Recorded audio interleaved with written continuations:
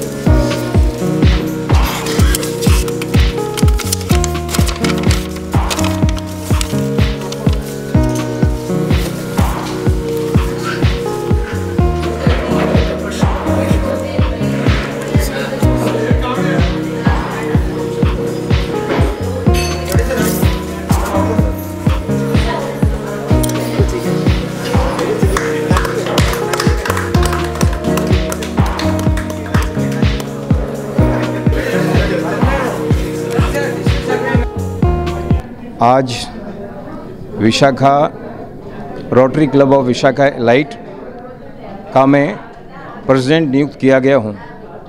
इस अवसर पर मेरे past president IPP Durga Rao ji ने जो वर्क किए हैं उसी कार्य को मैं आगे रखूंगा।